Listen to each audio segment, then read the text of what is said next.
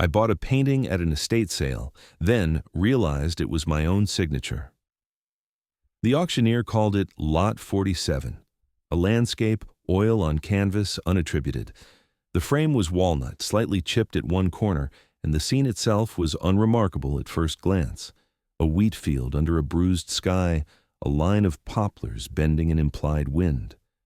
I raised my paddle because the colors reminded me of something I could not name. When the gavel fell at $200, I felt the small satisfaction of a minor indulgence. I carried the painting to my car myself, wrapped in a moving blanket the estate company provided. It was not until I hung it in my study that evening, adjusting the wire on the hook, that the light caught the lower right corner at an angle I had not seen before. There, worked into the furrows of the painted earth, was a mark. 2 letters intertwined, my initials, my hand. I set down my glass of water and leaned closer. The brushwork was unmistakable. I had developed that ligature in college, a way of signing quick studies so I could identify them later without marring the composition. I had not painted seriously in over 30 years. I had never sold a piece, never shown one publicly. Every canvas I had ever completed was accounted for, boxed in the climate-controlled storage unit I rented near the airport. Or so I believed. I stood in front of that painting for a long time. The house was quiet. My wife had passed 4 years earlier, and our daughter lived in another state with her own family. The only sound was the refrigerator humming in the kitchen and the faint tick of the clock on the mantel. I reached out and touched the canvas, feeling the ridges of dried paint beneath my fingertip. The texture was right. The palette was right. Even the slight overworking in the sky, where I had struggled to blend the storm clouds, was a habit I recognized from my own youth. But I had no memory of painting this scene, and I certainly had no explanation for how it had ended up in the estate of a man named Harold Vance, whose belongings I had been picking through that afternoon in a suburb 40 miles from my home. I poured myself a second glass of water and sat down in the leather chair facing the painting. The questions multiplied. Had I painted it and forgotten? Had someone copied my technique so precisely that they replicated even my signature? Or had something been taken from me long ago, something I had failed to notice until this moment? My name is Martin. I am 63 years old. I spent my career in private equity, which is a polite way of saying I made a great deal of money by paying attention to details other people overlooked. I retired 5 years ago, after the heart scare that turned out to be nothing but which convinced me that nothing was worth more than time. My wife and I had planned to travel. We managed one trip to Portugal before the diagnosis. After she was gone, I found myself collecting objects instead of experiences. Paintings, mostly. I attended estate sales and small auctions the way other men my age play golf. It gave structure to the weeks. It gave me a reason to drive somewhere and speak to strangers. I never expected it to give me a mystery. The next morning I returned to the storage unit. I had not visited in over a year, and the lock was stiff with disuse. Inside, the boxes were stacked the way the movers had left them when I downsized from the house where my daughter grew up. I found the container labeled Art early and pulled it into the aisle. The paintings were wrapped in acid-free paper, each one numbered and cataloged in a small notebook I had kept since my 20s. I counted them twice, all present. 22 canvases, ranging from student exercises to the few pieces I had considered almost good.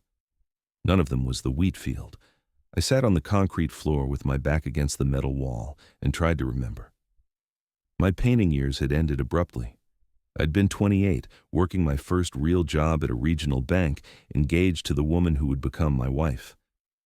I'd set up a studio in the spare bedroom of our apartment, but the hours grew longer at work and the canvases grew dusty. One weekend I packed everything away and told myself I would return to it when life was less demanding. Life never became less demanding. The brushes and paints went into boxes, and the boxes went into closets, and eventually into storage, and eventually into the category of things I had once done. But I had never lost track of my work. I was meticulous. The notebook was proof. Unless there was work I had not recorded. I drove home and searched the house. The attic held nothing but insulation and old tax returns. The garage held tools and holiday decorations. My office held files and ledgers and the accumulated paperwork of a career spent managing other people's money. Nowhere did I find evidence of another painting or any clue to the wheat field's origin. By evening, I was sitting again in front of the canvas, a legal pad on my knee, writing down everything I could remember about the estate sale. Harold Vance. The name meant nothing to me. The house had been a split-level ranch in a development built in the early 70s. The family, according to the estate company's representative, had lived there for decades. Mr. Vance had died at 91, a widower whose children had predeceased him. The estate was being liquidated for the benefit of a charitable trust. I had picked through the usual assortment of furniture, kitchenware, and books, pausing at the paintings hung in the hallway and stacked against the wall in the basement. The wheat field had been in the basement stack, unsigned as far as the estate company was concerned, priced low because there was no provenance. I wrote the name Harold Vance at the top of the legal pad and circled it. Then I opened my laptop and began to search. The internet yielded a thin profile. Harold Vance had been an attorney specializing in real estate transactions. He had practiced in the same town for 50 years before retiring. His wife, Eleanor, had died in 2012. Their two sons had died in a car accident in 1987, a tragedy I found mentioned in a brief obituary archived on a local newspaper's website. There were no photographs of Harold Vance himself, only a snapshot of the house at the time of listing, cheerful and sterile in the way of real estate photography. Nothing connected him to art, to collecting, or to me. I returned to the painting. I photographed it from multiple angles, then magnified the images on my computer screen. The signature was undeniably mine. But signatures could be forged. What could not be forged, at least not easily, was the painting itself. I knew my own brushwork the way a musician knows his own phrasing. The wheat field was not a copy. It was an original. And if it was an original, and I had not painted it, then someone else had access to my hand. That thought kept me awake. I lay in bed listening to the silence and considered the implications. A forgery of this quality would require study. Someone would have needed my canvases, my materials, my time. Someone would have needed access to my life. I made a list of names. My college roommate, Daniel, who had shared the studio apartment where I first learned to mix oils. My sister, Carolyn, who had borrowed paintings for her own apartment walls during those years. My wife, of course, but she had never shown interest in my work beyond the affectionate tolerance spouses extend to each other's hobbies. And then there was the one name I hesitated to write, the one that had surfaced unbidden and refused to sink. Raymond. Raymond had been my closest friend in those early painting years. We had met at a community workshop, two young men with day jobs and night ambitions. He was better than I was, more disciplined, more willing to suffer for the work. We spent weekends together in his cramped apartment, painting side by side, critiquing each other's compositions. He had studied my technique as closely as I had studied his. He knew my signature. He knew my habits. And in the spring of my 28th year, 3 months before I packed away my brushes for good, Raymond had vanished from my life without explanation. I had not thought about him in decades. We had not quarreled. There had been no falling out. He had simply stopped returning calls, stopped appearing at the workshop, stopped answering the door when I knocked. I was hurt, then confused, then distracted by work and wedding planning and the ordinary demands of adulthood. Eventually, Raymond became a memory I filed under unresolved and rarely revisited. But now his name sat on my legal pad like an accusation. The next day I searched for him online. Raymond Cole, painter. The results were sparse. A few exhibition listings from the 80s, a mention in a regional arts newsletter, then nothing. No website, no gallery. Representation. No obituary. He had disappeared from the public record as completely as he had disappeared from my life. I tried the workshop where we had met. The organization had dissolved years ago, its building converted into condominiums. I tried the apartment complex where Raymond had lived. It had been demolished and replaced by a strip mall. I tried the state licensing board, the tax assessor's office, the voter registration database. Nothing. Raymond Cole had become a ghost. On the third day I called my sister. Carolyn lived in Arizona now, widowed herself, spending her retirement playing bridge and complaining about the heat. We spoke twice a month, brief conversations that covered health and weather and carefully avoided anything deeper. I kept my voice casual as I asked whether she remembered my paintings from the old days. "Which ones?" she said. "You had dozens. The landscapes, the ones with the wheat fields. I remember you went through a phase. All those golden colors, you were trying to be like that French painter, the one with the sunflowers. Did you ever borrow any for your apartment?" "I borrowed 2 or 3. "Why? Do you remember what happened to them?" She paused. I could hear her thinking, riffling through memories the way she might riffle through a deck of cards. I gave them back. "When you moved to the bigger place with Linda, you wanted everything in one spot." "All of them?" "All of them, Martin. What's this about?" I told her about the estate sale. I told her about the signature. I did not tell her about Raymond because I was not ready to say his name aloud. "That's strange," she said. "Maybe you sold one and forgot." "I never sold anything." "Then maybe someone stole one or copied it." "Maybe." We talked for a few more minutes, then said goodbye. I sat with the phone in my hand and stared at the painting. If Carolyn had returned all the canvases she borrowed and my storage inventory was complete, then either I had painted something I did not remember or someone had created this painting to deceive me. Neither option made sense. Both options led back to Raymond. I decided to find him. The search took 3 weeks. I hired a private investigator, a former police detective named Susan Mallory, who came recommended by an attorney I had worked with years ago. She was methodical and expensive, and exactly what I needed. Her first report arrived by email. Raymond Cole had died in 2019 in a nursing home in a town I had never heard of, 400 miles from where we had once painted together. He had been suffering from dementia in his final years. He had no surviving family. His estate, such as it was, had been handled by the state. I read the report twice.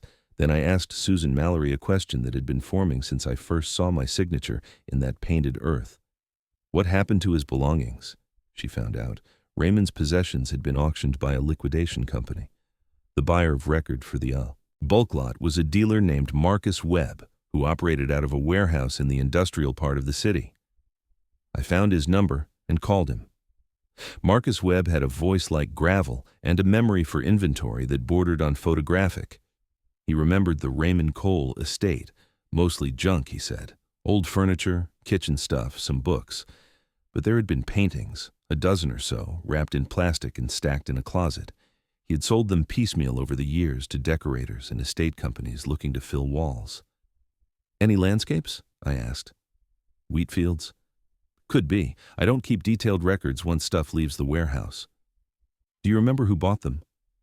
"Some went to estate sales. Some went to consignment shops. One lot went to a company that stages houses for real estate agents." I asked for names. He gave me what he had.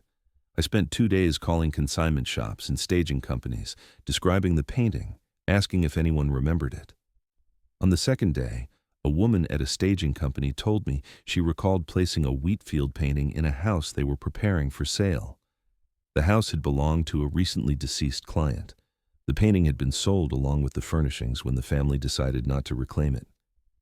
"Do you remember the client's name?" "Vance," she said. "Harold Vance." The circle closed. Raymond's painting had traveled from his closet to a warehouse to a staging company to Harold Vance's basement to an estate sale where I had bought it for $200.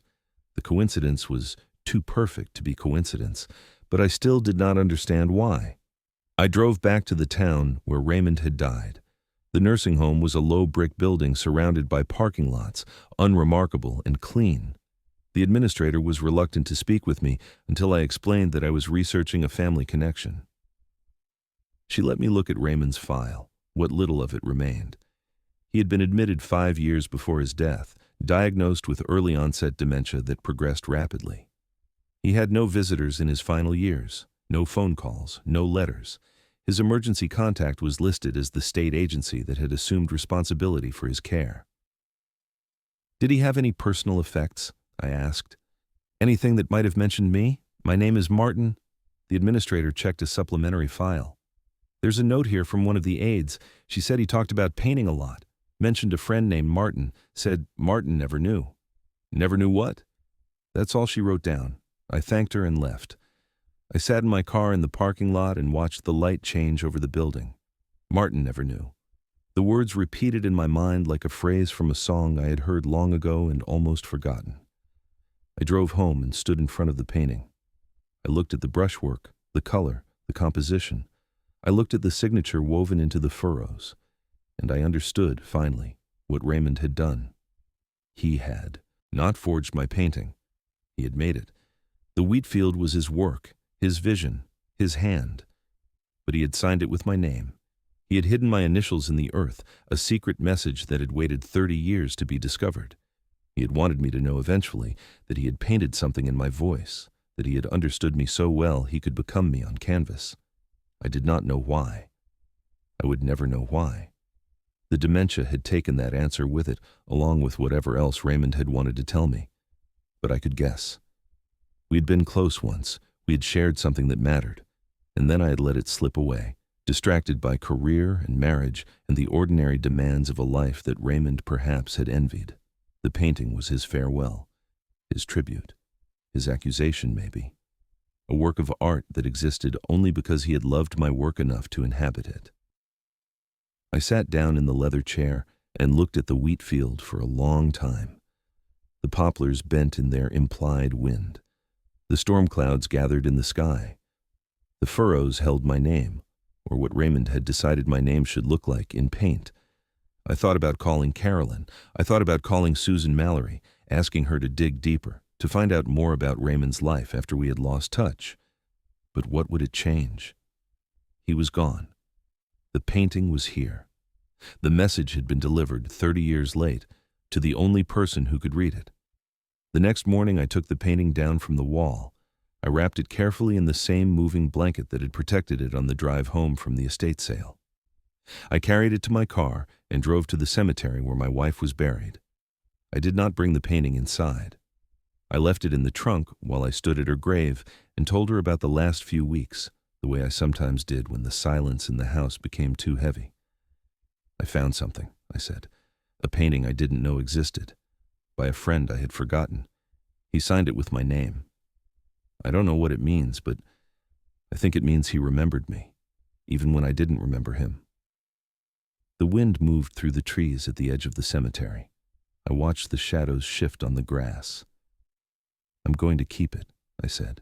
I'm going to hang it somewhere I can see it every day. Not because it's good, though it is good, because it's a reminder about paying attention, about the people who see us clearly, even when we're not looking back. I drove home and hung the painting in the hallway, where I would pass it every time I walked from the bedroom to the kitchen. I adjusted the angle so the light caught the signature in the lower right corner. Then I stepped back and looked at it one more time. The wheat field stretched toward the horizon. The poplars leaned into the wind. The sky threatened rain but held. Somewhere in that painted earth, my initials waited to be found, a gift from a man who had known me better than I knew myself. I went into the kitchen and made a cup of tea. I sat at the table and listened to the house settle around me. The refrigerator hummed, the clock ticked, and in the hallway, the painting kept its quiet watch, asking nothing, offering everything. Martin never knew, but now I did, and knowing was enough. The following week, I wrote a letter. I addressed it to no one in particular because there was no one left to receive it. I wrote about the painting and the search and the discovery. I wrote about Raymond and the years we had spent together and the years we had spent apart. I wrote about my wife and the trip to Portugal and the way grief had narrowed my world until there was barely room for anything but objects. I wrote about my daughter and my grandchildren, whom I saw twice a year if I was lucky, and how I had let time slip past like water through open fingers. When I finished, I folded the letter and put it in an envelope. I did not seal it. I carried it to my office and placed it in the drawer where I kept the notebook cataloging my own paintings. 22 canvases, plus one. The wheat field would be entered now, with an asterisk noting its unusual provenance. The letter would wait beside it, a companion document, evidence of a journey I had not expected to take. That evening I called my daughter. We talked longer than usual. I told her about the estate sale, about the painting, about the signature. I did not tell her everything, but I told her enough. "That's wild," she said. "So your friend painted it in your style? Like a tribute?" "Something like that." "Are you okay? You sound different." I'm fine. I'm good, actually. I was thinking about coming to visit. There was a pause. I could hear my grandchildren arguing in the background, the domestic noise of a house full of life. We'd love that, she said. Let me know when. After we hung up, I went to the hallway and stood in front of the painting. The light was fading, the colors deepening into shadow. I touched the frame, feeling the chip in the walnut where time had worn it down. Raymond had given me something I did not deserve, a piece of himself disguised as a piece of me, a message in a bottle thrown into the ocean of years, washing up on my shore when I least expected it. I could not thank him. I could not apologize for the silence that had grown between us, but I could honor what he had made. I could pay attention, finally, to the things that mattered. I turned off the hall light and walked to the kitchen. I rinsed my cup and placed it in the drying rack. I locked the doors and checked the windows. The house settled into its nighttime quiet, the same sounds I had heard 1,000 times before. But something was different now. The silence had a new texture. The rooms held a new weight. I was no longer simply waiting for time to pass. I was looking, finally, at what was in front of me. The wheat field hung in the hallway, patient and still. The poplars bent. The storm approached, and in the furrows of the painted earth, my name waited. A secret kept for 3 decades, now finally told. I went to bed and slept more deeply than I had in months. In the morning, I woke early and stood at the window, watching the light come up over the trees. I thought about Raymond, about the nursing home, about the aide who had written down his words. Martin never knew. But I knew now, and I would not forget again. I made breakfast and sat at the table with my legal pad. I wrote down 3 names: my daughter, my sister, a former colleague I had not spoken to in years. I wrote down 3 tasks: book a flight, send a letter, make a phone call. I wrote down 1 resolution, simple and final. Pay attention to the people who see you clearly, before it is too late. Then I put down the pen and looked out the window at the morning light. The day stretched ahead, full of ordinary hours. I intended to fill them differently now. The painting had taught me that much. Some gifts arrive disguised as mysteries. Some debts are paid across decades, in currencies we do not expect. Raymond had given me a painting, but more than that, he had given me a question I would carry for the rest of my life. Why had he done it? What had he wanted me to understand? I would never know the full answer, but I knew enough. He had seen me. He had understood something about my work, my hand, my way of looking at the world, and he had honored it, in his own strange way, by making it his own. That was more than most friendships leave behind. That was more than I had any right to expect. I finished my breakfast and washed the dishes. I picked up the phone and called my daughter. She answered on the 3rd ring, surprised to hear from me twice in 2 days. I booked a flight, I said. I'll be there next Thursday. That's wonderful, she said. The kids will be so excited. We talked for a few more minutes, making plans, filling in details. When I hung up, I walked to the hallway and stood in front of the painting one last time. The wheat field glowed in the morning light. The poplars leaned. The storm hovered, forever approaching, never arriving. I touched the signature, tracing the letters with my fingertip. Then I turned and walked away, leaving the painting to its quiet vigil. There was work to do. There were people to see. There was a life to live, finally, with open eyes. The painting would be there when I returned. It would always be there. A reminder of what had been lost and what had been found. A testament to a friendship I had failed and a gift I did not deserve. Martin never knew, but now he did. And that knowledge, hard-won and long delayed, was the most valuable thing I had ever purchased at an estate sale. $200, a wheat field, a signature hidden in the earth, and a second chance I intended to use.